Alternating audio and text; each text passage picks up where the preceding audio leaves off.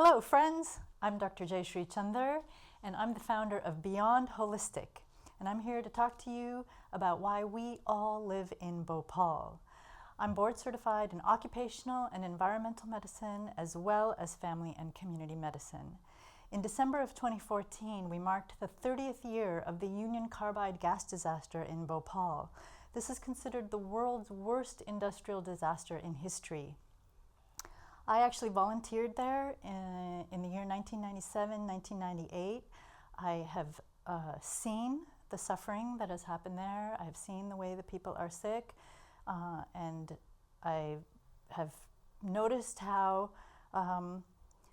we haven't served justice in Bhopal yet. And so that's one thing I want to tell you about, is the history and the current situation in Bhopal. But I also want to make it clear that we are all at risk for being exposed to an industrial accident at any time. And as I go through this presentation, you'll see why. So before I begin, I'd like to just make an invocation to set my intention. So with this endeavor, I seek to feel one with all things. I ask for the blessings and forgiveness of the earth and the poorest among us. And from my heart, and with my body, I wish that each and every one of us be relieved of all our suffering, and even for just a moment, feel peaceful, joyful, and beautiful. So originally I had very academic sounding objectives for this presentation, but actually I want you to be horrified by the historical facts of the world's worst industrial disaster. I want you to be shocked by the intergenerational legacy that it left. I want you to be incensed by the toxic mess left behind in Bhopal. I want you to be concerned about the potential risks in your own locality. I want you to recognize that restoring justice in Bhopal is a preventive measure for your own safety. And I want you to participate in preventing the next disaster. So where is Bhopal? Bhopal is smack dab in the middle of India. It's in the state of Madhya Pradesh. Madhya means middle, Pradesh means state.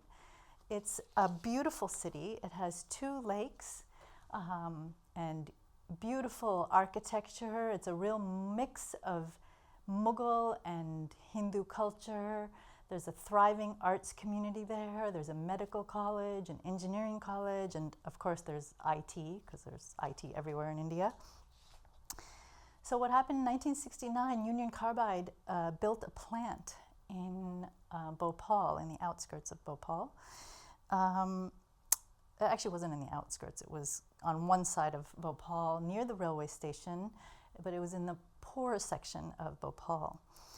Union Carbide is now owned by Dow Chemical, but at the time, Union Carbide was making a pesticide there called Carbaryl. Now that's a cholinesterase inhibitor, which may not mean a lot to some of you, but basically it's a neurotoxin. It's a nerve poison.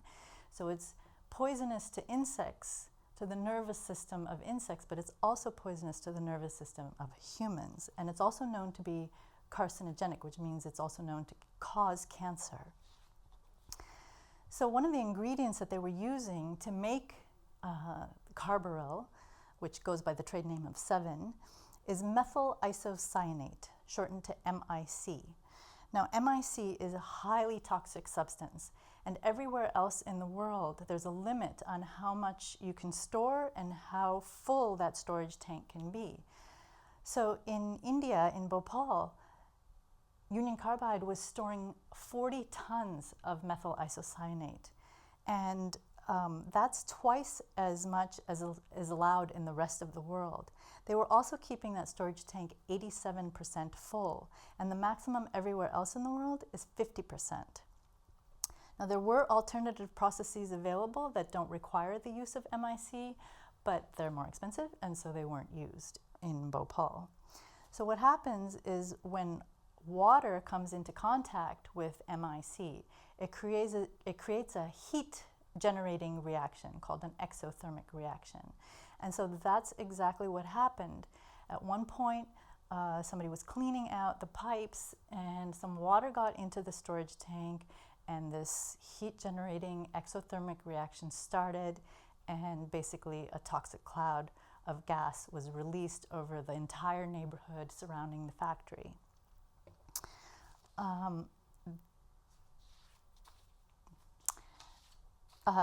Also, when MIC is heated, it generates hydrogen cyanide, and hydrogen cyanide is also very toxic. So when they did studies on the survivors and the people who died, they found that their mean concentration of cyanide in their blood was significantly higher than those people who were never exposed to the toxic gas. And they also, on autopsy, noticed the cherry red organs of the people, and there was a bitter almond smell when they opened up the chest cavity.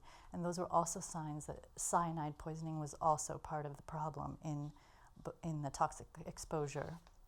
So basically, this was a disaster that was waiting to happen.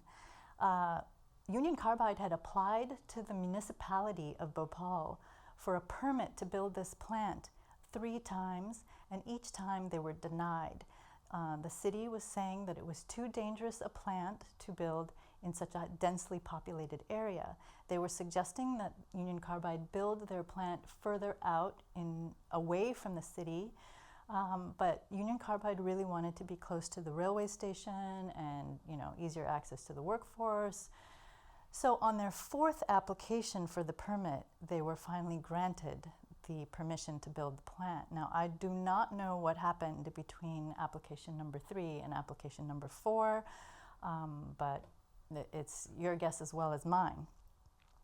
So then there was a team of inspectors who came from the headquarters in West Virginia, and went to India to inspect the plant maybe 3 or 4 months prior to the accident. And they found all kinds of safety hazards, but that report actually never reached India. They found all these problems, but they never sent the report to management in India. Then, on the night of the disaster, which was the night between December 2nd and December 3rd, 1984, this toxic cloud, this toxic reaction, this exothermic reaction was happening inside of the storage tank, and basically the alarms had been shut off in the factory. And why had they been shut off? Because they had been going off too frequently in the months prior to the accident. There was also a refrigeration unit to keep the storage tank cold in case of a heat-generating reaction. And the freon that was supposed to be used in that refrigeration unit wasn't being used somewhere else to save costs. And there was supposed to be a soda scrubber to neutralize any gas that escaped, and there was no soda in the soda scrubber. And then they also had a flare tower that was meant to burn off any gas that would escape, and there was no connecting pipe to the flare tower. And then on top of all of that, emergency personnel had no idea what was happening at the plant. They had no idea what kind of substances were being used at the plant, what their toxicity was, what the antidotes were. The emergency room doctors had no idea what the effects of methylisocyanate were, or what the effects of exposure to the toxic cloud would be. So it was really a disaster that was waiting to happen. So about 500,000 people were exposed that night, and the official numbers are now revised to 10,000 people died within the first few days. There were 180,000 outpatients in the first week, and there were 11,000 inpatients in a 1,000-bed hospital. And I can tell you, I'm really glad I was not on call that night. There were also animals that were dead and dying in the streets. So the count was somewhere around 2,000 buffaloes, cows, dogs, cats, birds, just dead. And to date, there's been about 25,000 people who have died from the impact of the disaster, and there's about 120,000 people who are still chronically ill.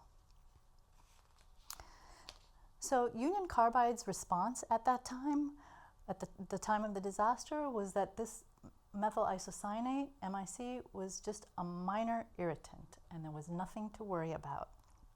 However, when people were dying in the streets, there was also, and they were coming to the emergency room, they were finding that their eyes were burned from the chemical. So the toxic cloud came in contact with the moisture in the eyes and caused a heat generating reaction and caused a burn in the eyes. Same in the lungs. There's moisture in your lungs and in your throat, and the toxic cloud came into contact and they caused basically exothermic reaction, a burn in the lungs. Same in the GI tract. So there was gastrointestinal bleeding from the intestines and the stomach. And there were even some bleeding inside the head as well. So I won't go into all the, intense health effects in detail, but I'll show you this slide of the, you can go back one slide. There's the slide of the people with their bandages over their eyes immediately after the disaster. So some of the health effects that people have suffered from are, one is the Bhopal eye syndrome. So again, these ocular burns. Those actually healed up pretty well, but what was left over is this chronic irritation and chronic tearing, which is what they're calling Bhopal eye syndrome. It's like a hyper-responsiveness to everything. It's like having chronic allergies all the time for the last 30 years. And then the lung tissue got really damaged. So there was the burns, and then the burns got scarred in the lungs, and the lungs became stiff, and so people are chronically short of breath for the last 30 years. There's also a lot of gynecological problems, menstrual cycle disruption, and gastrointestinal problems, problems with the liver and bleeding from the intestines. And so there's also, they're finding that there's chromosomal abnormalities. So the DNA of people who have been exposed is damaged, and that has implications for the next generation of people and the following generations of people. And then it also has implications for the incidence of cancer, which we are finding there is a higher incidence of cancer, especially lung and breast. It's also found that the immune system of the survivors isn't functioning well, so they have low T cell counts. That's the same low T cell count that we have with people who are infected with HIV, so they cannot actually fight infections very well. So the incidence of tuberculosis in that population of gas-exposed people is 3 or 4 times what it is in the rest of India, and in the rest of India it's quite high already. And then of course there's like psychiatric problems and psychological problems. If you've lived through such a disaster, you're going to have some PTSD, some anxiety, some depression. Some people lost their whole entire families in one night. Some people were carrying their babies, and their babies died right in their arms, and they just had to leave the baby on the ground and keep running to save their lives. So there's a lot of trauma to go through, and they're still suffering that same anxiety and depression and worry about their health and their future generations' health. And then there's also, because MIC is a nerve poison, there's actually, their nerves have been poisoned. So they do have tingling and numbness in the hands and feet, and they have problems with their balance and some cognitive impairment. So then the other thing is that there's been some concerns about the pregnancy outcomes. So initially, 9 months after the disaster, they did a survey of about 3,000 families and found 865 women who were pregnant at the time of the gas leak. Only 486 gave birth to live babies. That's like 44% pregnancy loss. That's huge. And then recently they did a survey of those 486 live births. 128 of them died within 5 years. So that's what they call a 5-year infant mortality rate of 26%, whereas in the rest of India it's about 10%, so it's 2.5 times. And then in 1990, a few years later, they did a survey of about 19,000 households, and they found 2,500 pregnant women, and they had a pregnancy loss that was close to 25%. So that's a huge impact on the reproductive outcomes for these survivors. So the Indian Council of Medical Research was responsible for conducting the studies on the population of people that were exposed to the gas. And they did their studies until 1994, and then they abruptly stopped doing the studies, and they did not give any reason why they stopped doing the studies. And they also did not make any of their data available until 2004, and that was due to pressure from the activists in Bhopal. And then recently, in 2010, they reopened their studies, and the government built this beautiful institute, the National Institute of Research on Environmental Health in Bhopal. But of all the proposed studies that they're supposed to be doing in the last 4 or 5 years, only one of them is actually happening. So this is really a lost opportunity, because thank goodness that the world's worst industrial disasters don't happen that often. But when they do, then we want to find out what the impact of these chemicals are on our health and well-being. And because you don't want to do these kinds of studies in a controlled, you don't want to cause these disasters and then study the impact. You need to, if it happens, you need to be on it and look at what the impact is, and that determines also what kind of compensation people get, what kind of rehabilitation they get, what kind of medical treatment they get. You know, out of the 70,000 chemicals that are in use today, very few of them actually have been studied properly. So this is it's a global issue. And you know, I used to think that this was just because it was the Indian government and its inefficiency of the third world and, you know, corruption and this and that that was why these studies didn't get done. However, when I was looking around, I noticed that you may remember the Hooker chemical disaster in Love Canal in Niagara Falls, New York. This was a major disaster in the United States. And basically what happened in Niagara Falls was that there was a man who wanted to, William Love, he wanted to build a canal between the upper branch of the Niagara River and the lower branch of the Niagara River. And he wanted to build a canal in between so that water could flow through and he could make electricity to power up an ideal community. And so he started building the canal, and about partway through, he ran out of money. And so suddenly we just had this ditch in the ground, and there was not going to be any electricity and no ideal community happening there. So Hooker Chemical, along with the US military, started dumping their toxic waste there. And they just kept filling it up, and finally the whole ditch was filled up, and they were dumping their chemicals there from like 1920 to 1953. They covered it up, and then a nearby school district decided they wanted to buy the land, and so Hooker Chemical sold it to them for $1. And they told them that there's toxic chemicals underneath, and they wanted to be released from liability.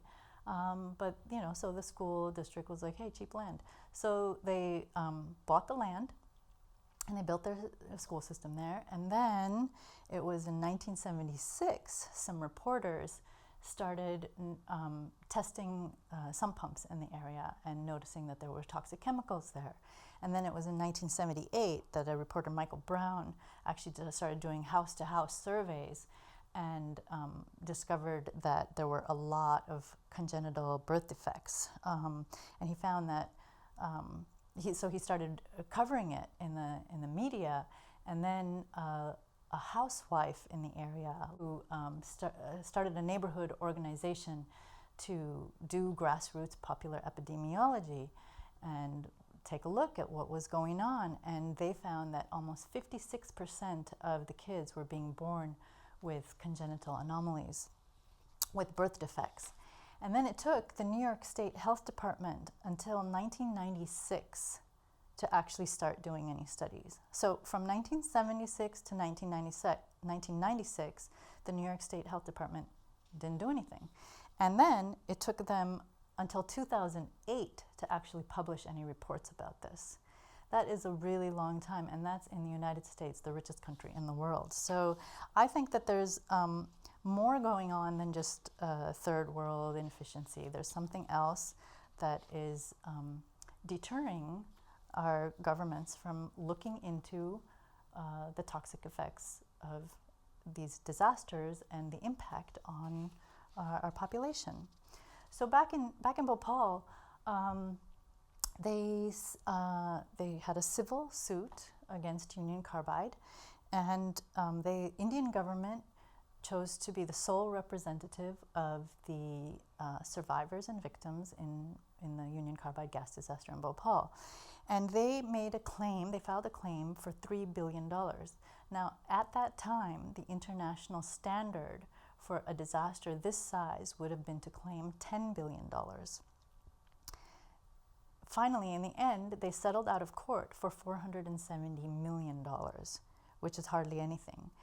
And the day after that settlement, Union Carbide stock rose $2 per share because everybody knew that they had just gotten off really easy.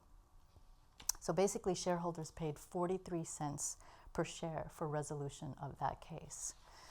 So what that amounted to was that if you had a death in your family, you got $3,000. If you had a permanent injury, you got $1,500. If you had a temporary injury, you had $800. And in between the time that the disaster happened and the time of the settlement, the Indian government had been paying out some interim payments so that people could eat and live.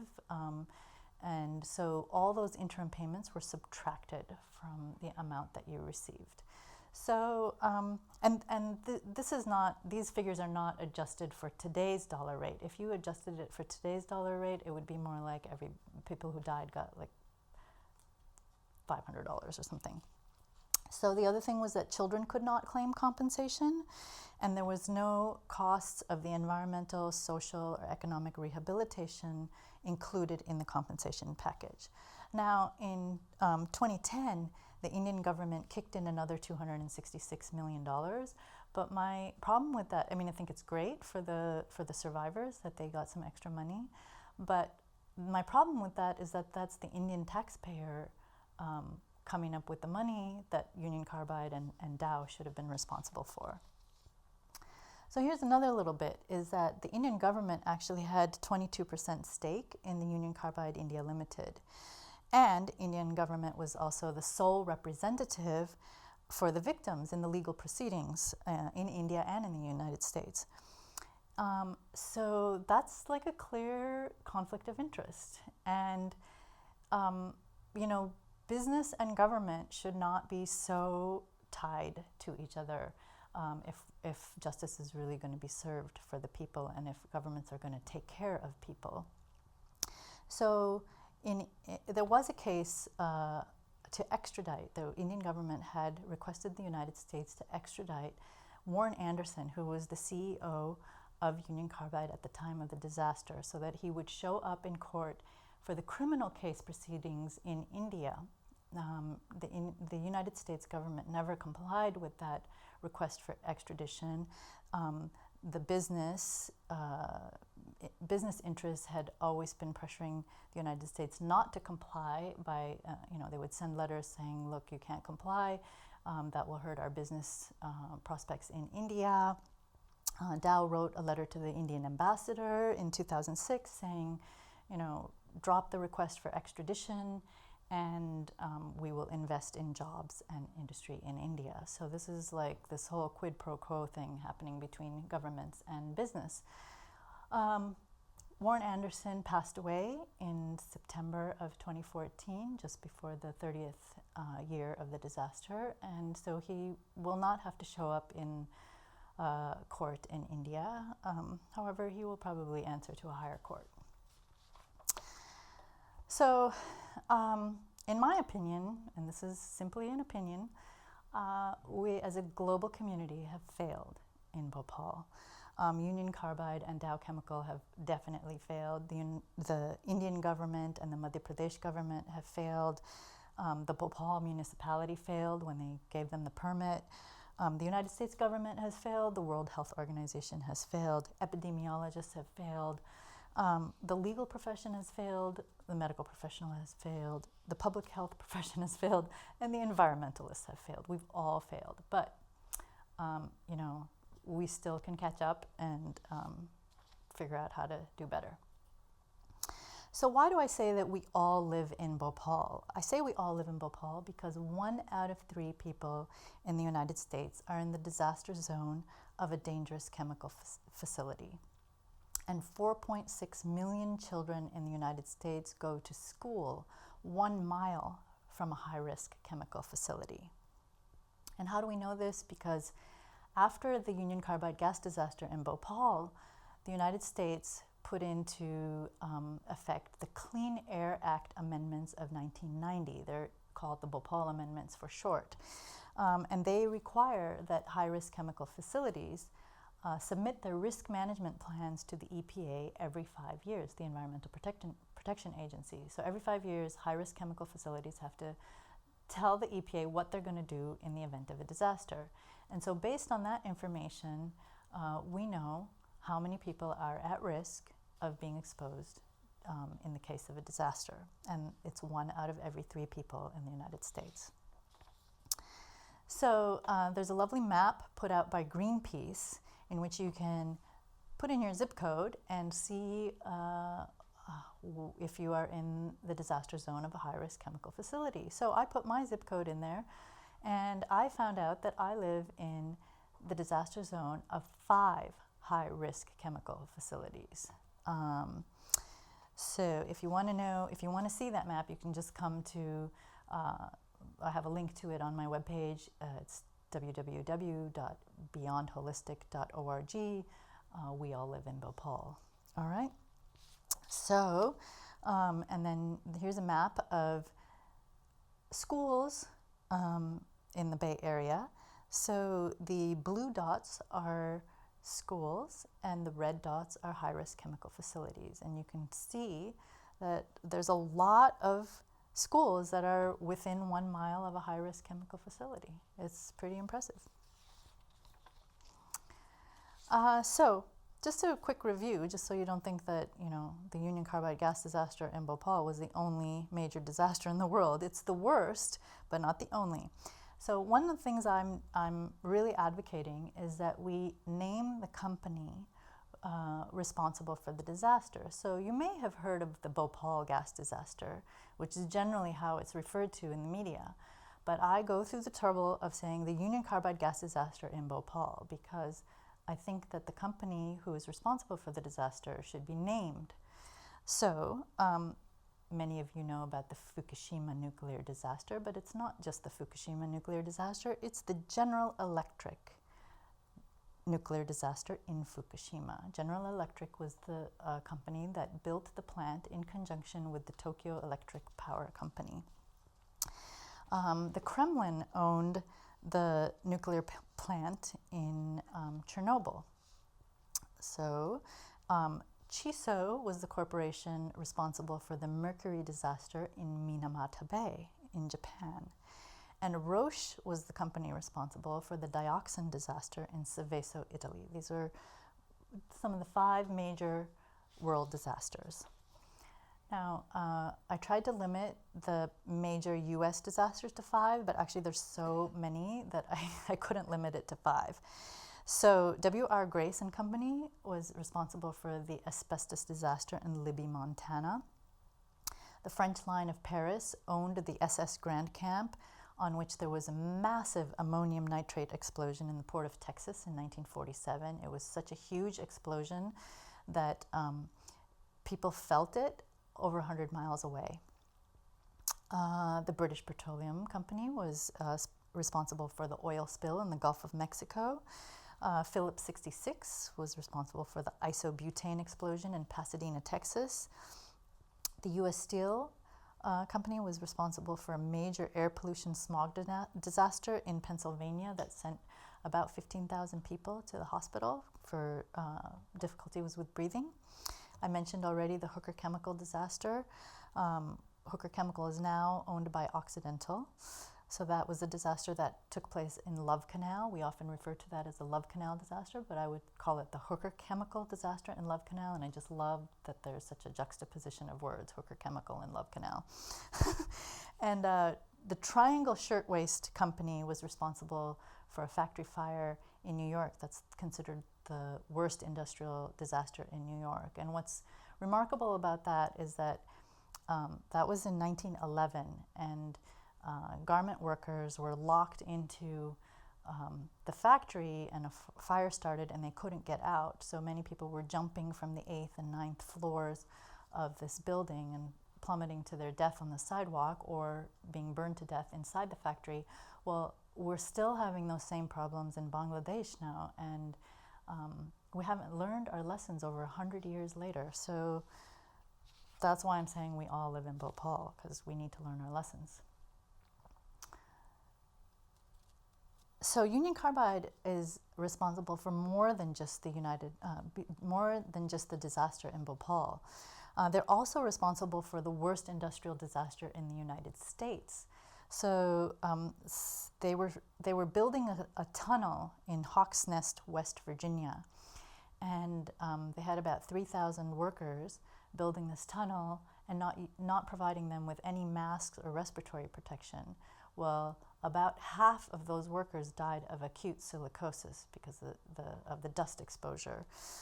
It's a serious lung disease that you get from being exposed to too much silica dust. They were also responsible for the Y-12 National Security Complex disaster in Oak Ridge, Tennessee. So they were refining uranium there, and they were using mercury as part of the process. So 475,000 pounds of mercury leaked into a nearby creek. 30,000 pounds leaked into the air, and 2.4 million pounds of mercury went unaccounted for in that disaster. That's here in the United States.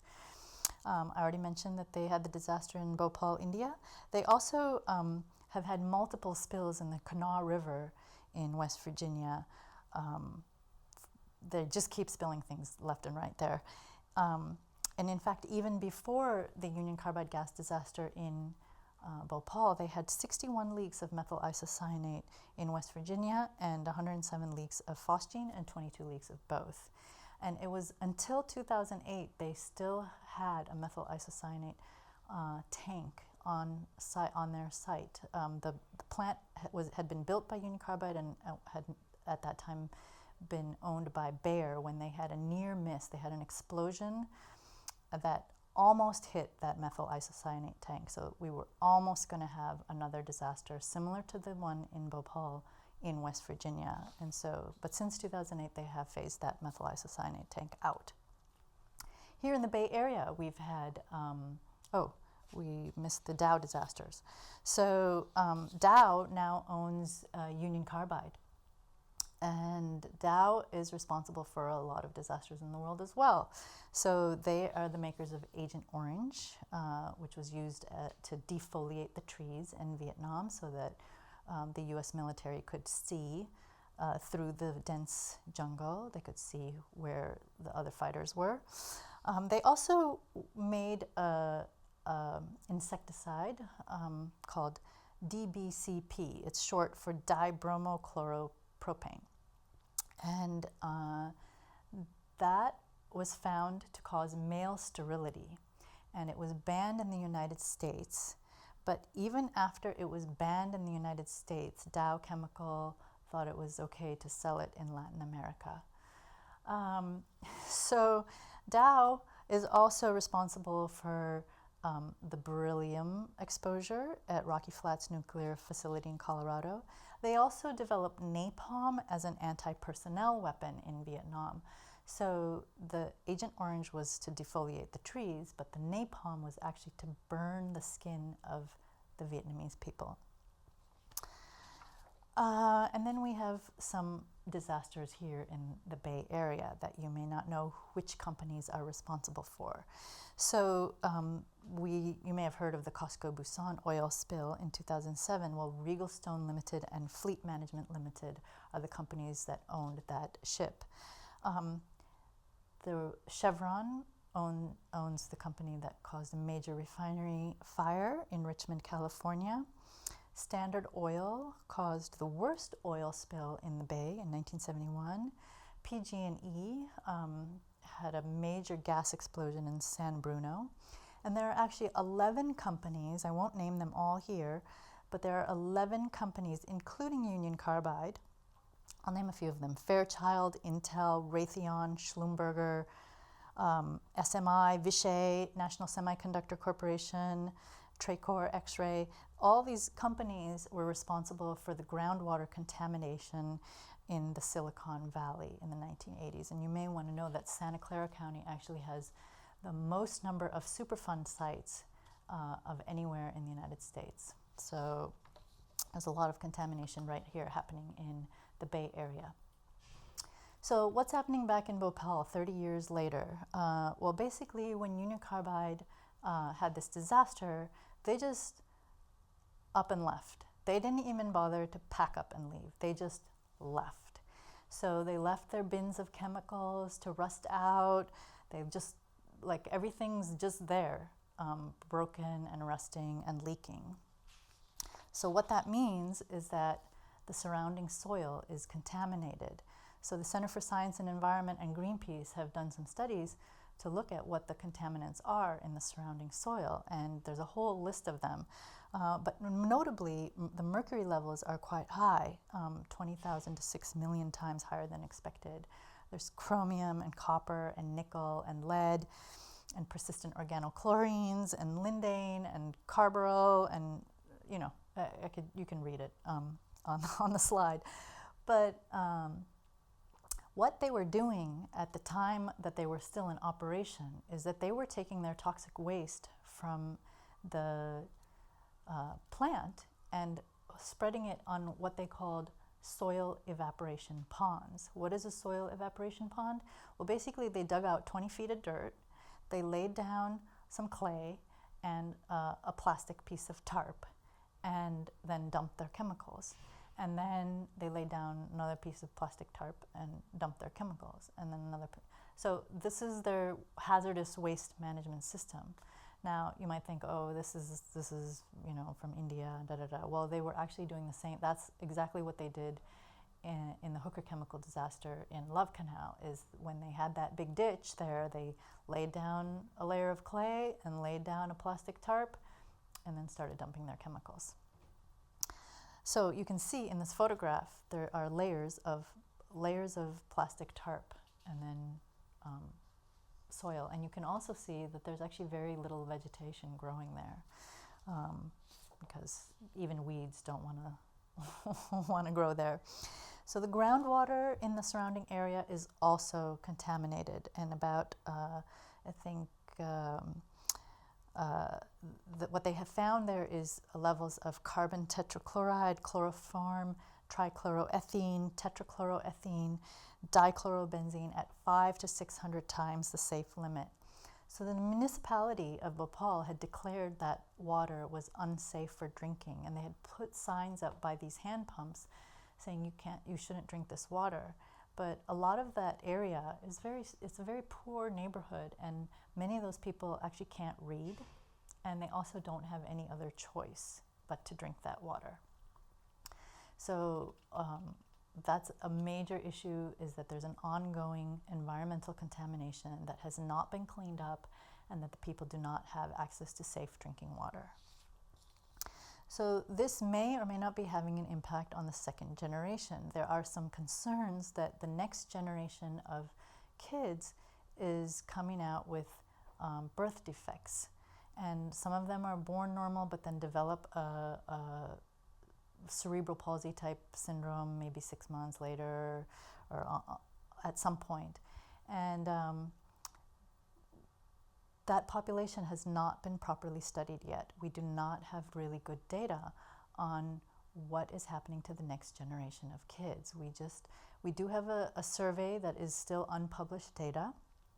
It was a survey of 20,000 families, and this was conducted by the same clinic where I was volunteering at, the Sambhavana Trust, and they found that of those 20,000 families, 3,000 children had congenital birth defects. They also did a study where they showed some growth retardation in prepubertal males and smaller head circumference in postpubertal females. So I just want to say that what we call normal can also be disastrous. So what we're looking at in Bhopal is actually a major disaster. But we have farm workers in the Central Valley of California who are working with pesticides on a daily basis. Now we consider that just like a normal working life. But we have studies that show that their children are being impacted by the pesticides exposure to their moms. So prenatal exposure to DDT is causing neurodevelopmental delays in children, and prenatal exposure to organophosphates is causing mental developmental delays in children, even up to 2 years of age.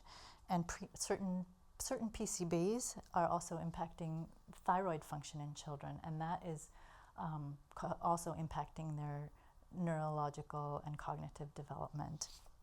So drinking contaminated water, if your water is contaminated with heavy metals, that can cause neurotoxicity in the children that are born to you. Like if you're the mom and you're drinking heavy metals in your water, that will impact your baby. Nitrates, that's a very common thing in fertilizers. If there are nitrates in your water, that can cause neurological and muscle and bone deformities and heart problems in the kids. Chlorinated and aromatic solvents, they have been shown to cause leukemia, or have been associated with leukemia in children. And chlorination byproducts, so they have a range of outcomes.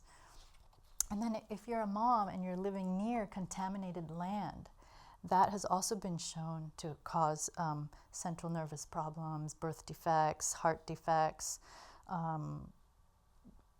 urogenital problems in male children, fetal deaths, low birth weights, very low birth weights, small for gestational age children. So living near a contaminated site with hazardous materials is a high risk for the next generation of people.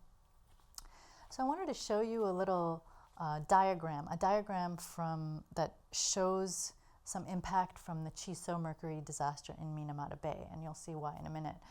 But the diagram shows in the top figure, that's the brain of an adult who has been exposed to mercury. And you'll see a few dots, a few lesions in the brain. And then the middle diagram is a picture of a child, an infant who has been exposed to mercury. And that there's more dots because children absorb more things from their GI tract. And so there's more lesions in the brain. And the last one is a depiction of a brain of a child whose mom was exposed to mercury while the baby was in the womb. And there are a lot of dots, a lot of lesions in that brain. And so the children who were born to mothers in Minamata Bay, basically what happened in Minamata Bay was Chisso Corporation was dumping mercury into the bay for many years, and people were eating the fish from the bay, and so they were getting exposed to mercury. But adults have a little bit more capacity to handle it, and they may not show as a severe defect. But what was happening is that the kids were getting born, they looked normal when they were born, and then about 6 months later they were developing the cerebral palsy-like syndrome. and people didn't understand what was going on, and it took a while to figure out that it was mercury poisoning. And basically what they were seeing is kids with really limb deformities and impaired balance, impaired intelligence, really movement disorders, and low muscle tone, and they're just basically having real primitive neurological reflexes.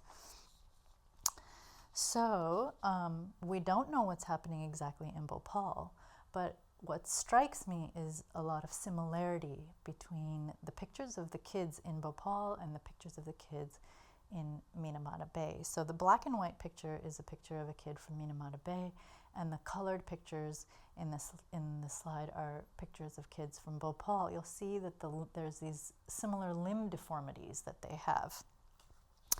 And then the next slide is also the black and white pictures are pictures of kids from Minamata Bay, and the colored pictures are pictures from Bhopal. And once again, the black and white is a picture from Minamata Bay, and the colored is a picture from Bhopal. So I mentioned to you the Bhopal amendments to the Clean Air Act of 1990. So that was great that we did that. Basically what it meant was that we put into effect something called the Community Right to Know Act, which meant that communities have the right to know what hazardous substances are being used in their locality. So that was an issue in Bhopal because nobody knew what was being used, nobody knew how to respond to it, nobody knew what the antidotes were. So that's really good. We also put into effect better emergency planning. So better emergency preparedness, so that when there is a disaster, we know what to do, we know how to respond to it. That's also wonderful. Then we put also into effect this risk management plan where high-risk chemical facilities have to report every 5 years what their disaster management plan is. Well, that's all very good and wonderful as well, but nowhere in there is there anything about actually preventing a disaster, right? It's all about how we're going to respond to the disaster. So once you've been exposed, that doesn't really help you all that much. I mean, it helps you a little bit, but not all that much. So what are some things that we should be thinking about in primary prevention? Primary prevention is preventing the disaster before it happens.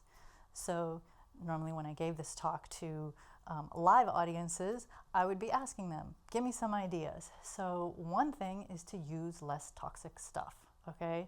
So the less pesticides you use, the less plastics you use, the less things that you use to that require these toxic processes, the less we have to be exposed to them. Then we should also be putting into effect inherently safer technology. So what does that mean? That means when you have an alternative to use a safer chemical or a safer process, that you should be required to do so. You can't just choose to not use the safer one because you want to cut costs. So after the World Trade Center tragedy in New York, there was real concern that our chemical facilities in the United States could be vulnerable to attack, and there was a push to mandate inherently safer technology in our chemical facilities. Well, that got scuttled by the Bush administration and the industry lobbyists, and so that never actually happened. And so recently, when we had the West Texas explosion in 2013, President Obama said we have to get this inherently safer technology into place. And so he asked the EPA to come up with a plan within 9 months, and the EPA came up with voluntary adoption measures that won't be required. The voluntary measures won't be required until 2016. So we all know how voluntary measures go. They don't go anywhere. So currently, we really still need to push the EPA to get some mandatory adoption of inherently safer technology in place before President Obama leaves office. This is really, really important. You need to move on this because one out of every 3 of us is living in the disaster zone of a high-risk chemical facility. So those chemical facilities need to be made safer. The good news is here in California, we are leading the way. After the Chevron refinery fire, the state of California is putting into measures requirements for refineries to put into place safer technology. We need to be doing research on the impacts, and we need to restore justice wherever it hasn't been restored, because all businesses watch how these disasters are handled. All businesses watch how Bhopal is handled. And when we restore justice in Bhopal, it sends a message to corporations that they can't get away with murder, right? So this is why we need to be on top of things even after the disaster. We need to make sure that justice is served after disaster. That is actually a primary prevention measure. I'm sure there are more primary prevention measures that we could put into place. We could have more inspections, we could have more oversight, and there's many more, but we'll just leave it at that for now. So right now what is needed is we need to clean up Bhopal, we need to restore justice, we need to have rigorous research, we need to look at the reproductive ecology, and there should be a registry with the World Health Organization that tracks how the next generation of kids fare when we have these disasters, whether it's Fukushima or Seveso or anything. Just looking at the current survivors is not good enough. We need to look at the impact of our actions on the future generations. We should be thinking 7 generations ahead at least. And we need to have uniform global standards so that corporations can't escape high standards in one country to go to low standards in another country. So we need to have uniform global industrial safety and environmental protection. And we need to hold governments accountable. We need to make them have the integrity that they are serving the people and not the corporations. So who is needed? You are needed. We need you. We need advocates. We need volunteers. We need researchers. We need funders. We need advocates. We need supporters. And if it's not Bhopal, it could be the disaster in your neighborhood that you are working to prevent.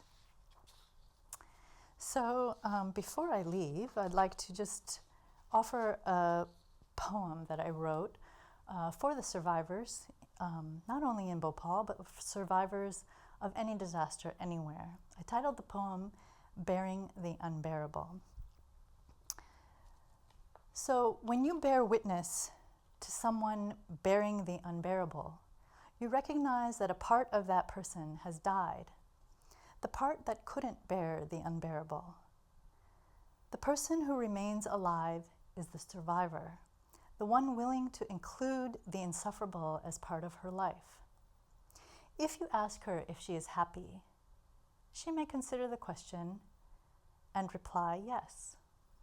You may ask her if she is sad, and after a moment, she will answer yes. If you wonder whether she is hopeful, she will respond affirmatively. When you inquire whether she feels hopeless, well, she feels that too. Everything is embraced by the survivor, all of life. The astounding, exhilarating beauty, as well as the horrific, heartbreaking injustice.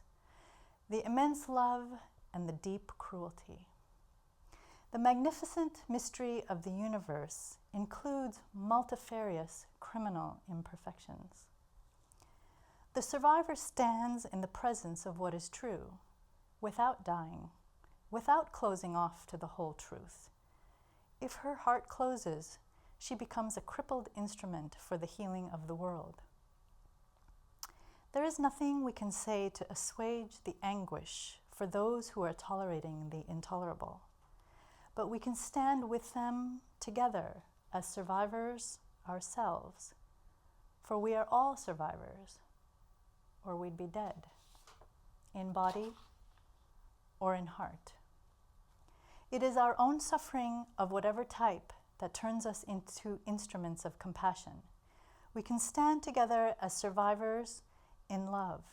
We can stand together in the presence of what is true, in awe of the bafflingly thick, rich, wondrous entirety of phenomenon. We can keep our hearts open in heaven and in hell, and allow our hearts to break over and over again. The cost of armoring our hearts is too great, so we do what we can to relieve suffering. Our suffering, any suffering, all suffering. An open heart and a clear, quiet mind are optimum agents for cultivating the health and unity of the whole. We are all part of the same organism, so we can have no enemies. It is the nature of our beings as individuals that contributes to and creates the quality of our world. Each breath each of us takes affirms the dignity of life, all life, in the simplest and clearest way possible. With each breath, we can strive for clarity of mind and share it constructively with each other. With each breath, we can extend our compassion to all survivors bearing the unbearable.